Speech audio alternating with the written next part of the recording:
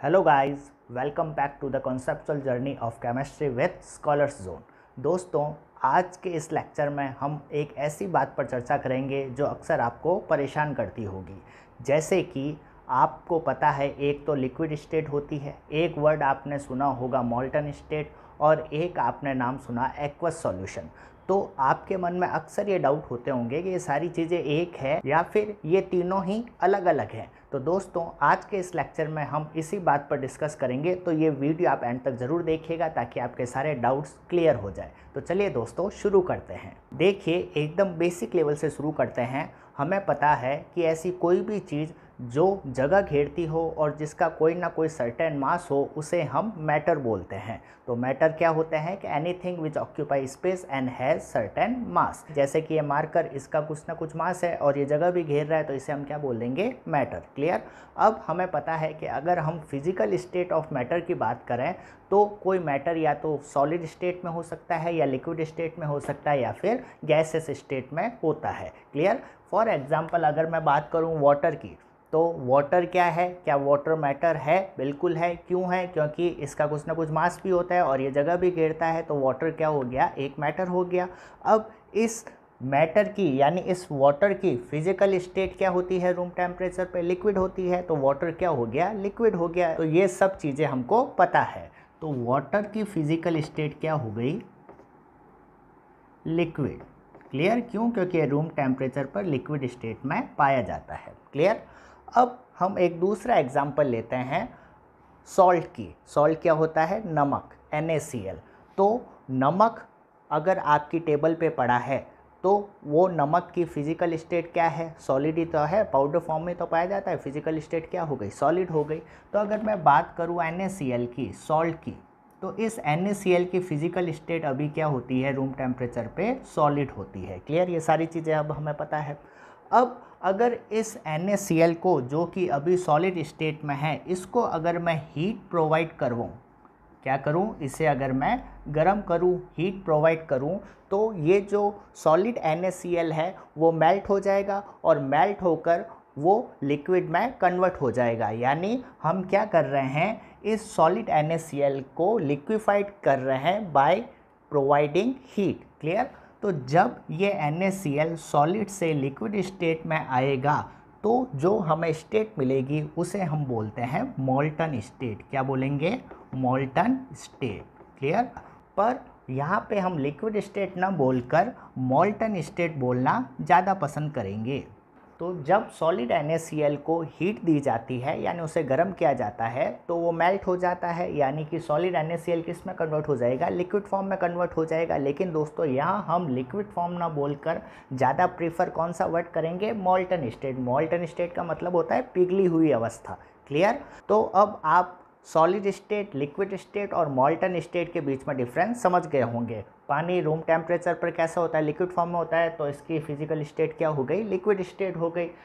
NaCl room temperature पर solid state में पाया जाता है, तो इसकी फिजिकल स्टेट क्या हो गई? सॉलिड स्टेट हो गई।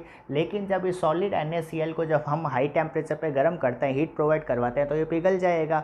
जब इसे हीट प्रोवाइड करेंगे तो NaCl के जो पार्टिकल है या जो आयन्स है, उनकी काइनेटिक एनर्जी बढ़ जाएगी, जिनके कारण वो आयन्स क्या हो जाएंगे? थोड़े दूर दूर हो जाएंगे। और जैसे ही आयन्स दूर दूर हुए, उसकी फिजिकल स्टेट सॉलिड ना होकर किस में कन्वर्ट हो जाएगी? लिक्विड स्टेट में कन्वर्ट हो जाएगी। पर इसे हम यहाँ पे लिक्विड स्टेट ना कहकर मॉल्टन स्टेट कहेंगे। बेसिकली सॉलिड और लिक्विड में डिफरेंस होता किसका है? पार्टिकल के बीच का जो इंटर पार्टिकल या इंटर आयनिक या इंटर मॉलिक्यूलर डिस्टेंस का ही तो डिफरेंस होता है।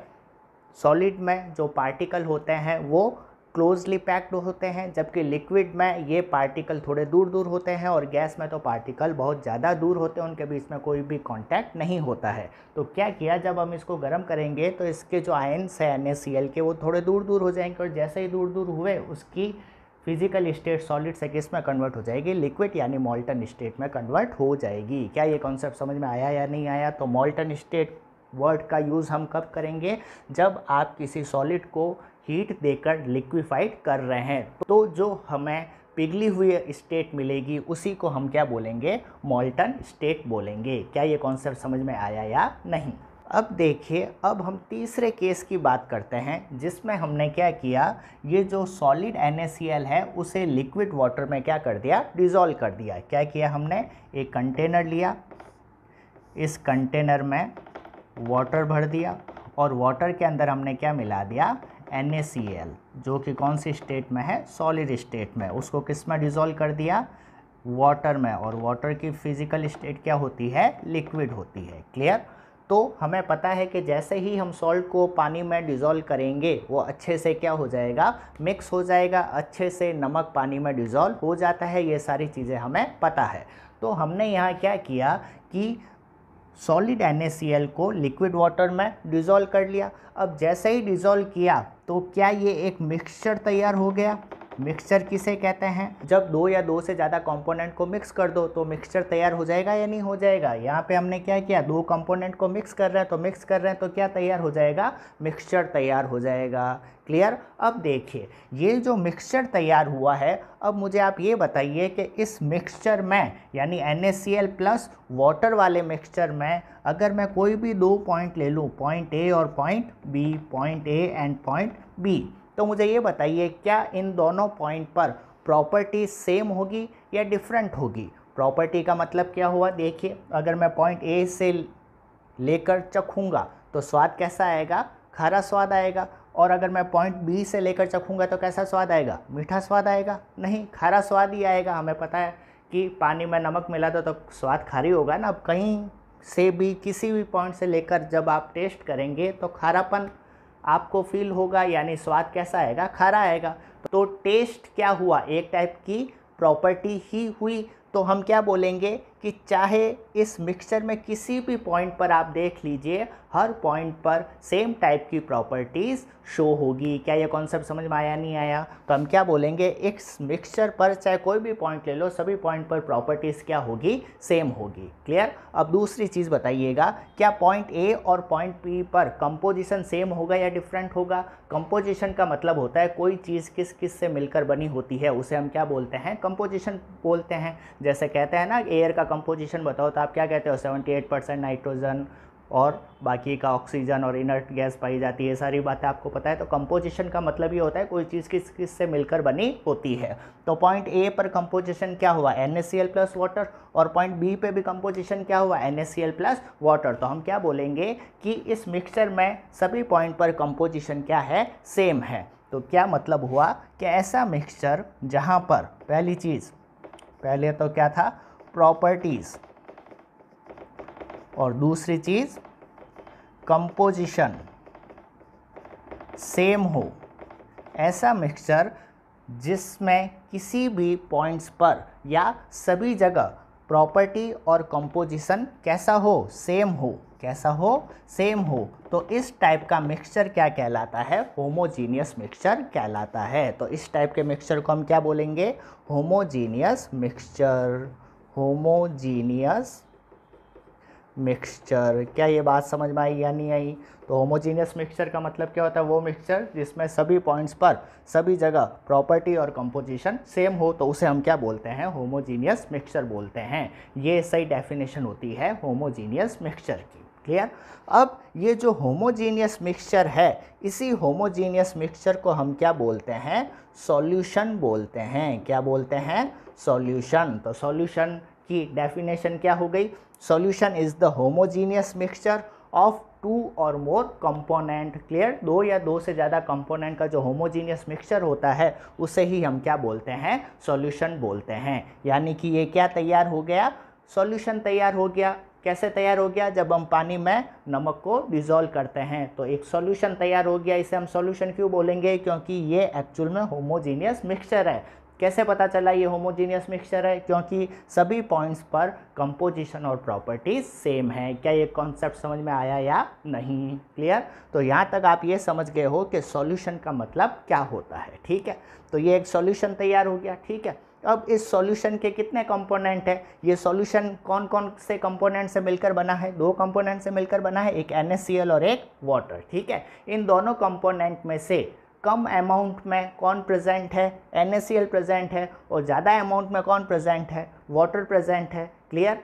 तो किसी सॉल्यूशन का वो कंपोनेंट जो कम अमाउंट में प्रेजेंट हो और जो खुद डिज़ोल्व होता है उसे हम सॉल्यूट बोलते हैं, और किसी सॉल्यूशन का वो कंपोनेंट जो ज़्यादा अमाउंट में प्रेजेंट हो और जो दूसरों को डिज़ोल्व करता है उसे हम सॉल्वेंट कहते हैं। क्लियर? तो सॉल्यूशन के कितने कंपोनेंट हो गए? 2 कंपोनेंट। एक को हम क्या बोलते हैं? सॉल्यूट, और दूसरे को हम क्या बोलते हैं? सॉल्वेंट। दोनों में डिफरेंस क्या हुआ कि सॉल्यूट तो कम अमाउंट में प्रेजेंट होगा और खुद डिज़ोल्व होगा, और सॉल्वेंट ज़्यादा अमाउंट में प्रेजेंट होगा और दूसरों को डिज़ोल्व करेगा। इस वाले केस में कम अमाउंट में कौन प्रेजेंट है? NaCl। तो NaCl किसकी तरह बिहेव करेगा? सॉल्यूट की तरह बिहेव करेगा। क्लियर? और ज़्यादा अमाउंट में कौन प्रेजेंट है? वाटर प्रेजेंट है इस केस में, तो वाटर किसकी तरह बिहेव करेगा? सॉल्वेंट की तरह काम करेगा। क्या ये कॉन्सेप्ट समझ में आया या नहीं आया? यानी कि सॉल्यूट और सॉल्वेंट मिलकर क्या बनाते हैं? सॉल्यूशन बनाते हैं। Solute plus solvent is equal to solution. क्या ये कॉन्सेप्ट समझ में आया या नहीं आया? क्लियर? तो जब भी हम सॉल्यूशन की बात करेंगे तो सॉल्यूशन में एक तो सॉल्यूट प्रेजेंट होगा और दूसरा सॉल्वेंट प्रेजेंट होगा। क्या ये कॉन्सेप्ट समझ में आया या नहीं? क्लियर? तो ये एक सॉल्यूशन है जिसमें एक सॉल्यूट है और दूसरा सॉल्वेंट है। क्लियर? अब इधर देखिएगा, वो सॉल्यूशन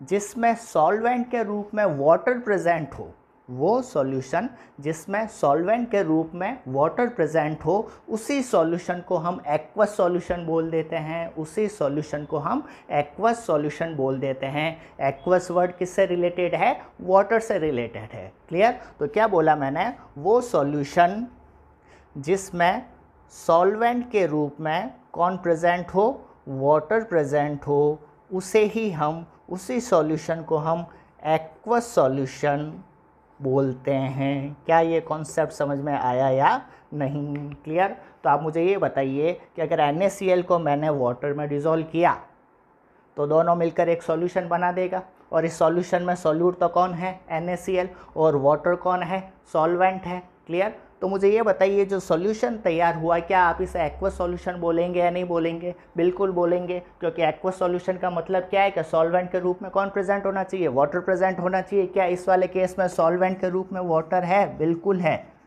वाटर सॉल्वेंट की तरह क्यों काम कर रहा है? क्योंकि वाटर ज़्यादा अमाउंट में प्रेजेंट है। और सॉल्यूट के रूप में NaCl क्यों काम कर रहा है? क्योंकि सॉल्यूट कम अमाउंट में प्रेजेंट है और ये खुद डिज़ोल्व हो रहा है। क्या ये कॉन्सेप्ट समझ में आया या नहीं? तो ये क्या हो गया? एक एक्वस सॉल्यूशन हो गया। क्यों? क्योंकि सॉल्वेंट के रूप में यहाँ पे क्या प्रेजेंट है? वाटर प्रेजेंट है। और ये एक्वस सॉल्यूशन किसका है? NaCl का ही तो है। तो हम इसे क्या बोलेंगे? इसे हम क्या बोल देंगे? एक्वस सॉल्यूशन ऑफ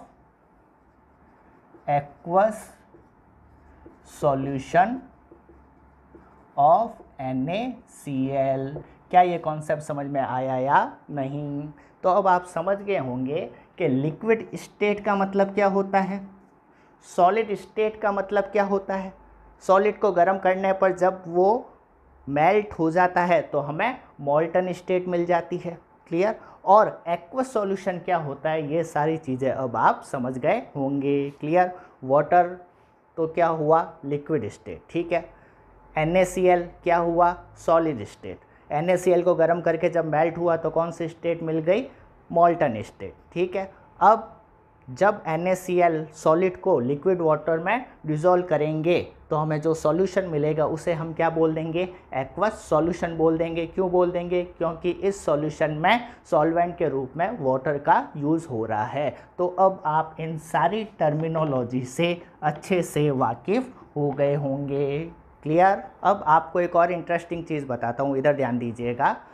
अभी तक आपके मन में यही बात होगी कि जो भी सॉल्यूशन होते हैं वो हमेशा लिक्विड फॉर्म में ही होते हैं, लेकिन दोस्तों ऐसा नहीं होता। सॉलिड सॉल्यूशन भी होते हैं, लिक्विड सॉल्यूशन भी होते हैं और गैसियस सॉल्यूशन भी होते हैं। क्या बोला मैंने? कि जो सॉल्यूशन है वो 3 टाइप के हो सकते हैं। कौन कौन से? सॉलिड सॉल्यूशन भी हो सकते हैं, लिक्विड सॉल्यूशन भी हो सकते हैं और गैसियस सॉल्यूशन भी हो सकते हैं। क्या ये कॉन्सेप्ट समझ में आया या नहीं आया? क्लियर? अब कैसे पता चलेगा कि सॉल्यूशन सॉलिड है, लिक्विड है या फिर गैसियस है। तो ये बात तो आप समझ गए होंगे, जब भी सॉल्यूशन की बात करेंगे तो उसका एक कंपोनेंट सॉल्यूट होगा और दूसरा क्या होगा, सॉल्वेंट होगा। क्लियर। सॉल्वेंट को आप देखिए, किसको देखेंगे, सॉल्वेंट को। अगर किसी सॉल्यूशन में जो सॉल्वेंट है उसकी फिजिकल स्टेट अगर सॉलिड है, सॉल्वेंट की फिजिकल स्टेट अगर सॉलिड है तो उसे हम क्या बोलेंगे, सॉलिड सॉल्यूशन। क्लियर। और अगर सॉल्वेंट की फिजिकल स्टेट लिक्विड है तो उसे हम लिक्विड सॉल्यूशन बोल देंगे, और सॉल्वेंट की फिजिकल स्टेट अगर गैस है तो हम उस सॉल्यूशन को गैसियस सॉल्यूशन बोलेंगे। क्लियर। तो जो सॉल्यूशन है उसको क्लासिफाइड किस बेस पे किया गया है कि जो सॉल्यूशन है उसमें जो सॉल्वेंट है उसकी फिजिकल स्टेट क्या है, किस बेस पर, on the basis of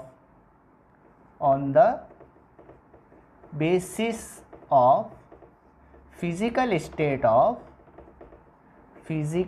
state of solvent. आप तो ये देखिए कि किसी सॉल्यूशन में जो सॉल्वेंट है उसकी फिजिकल स्टेट क्या है। अगर किसी सॉल्यूशन के सॉल्वेंट की फिजिकल स्टेट अगर सॉलिड है तो उसे सॉलिड सॉल्यूशन बोलेंगे।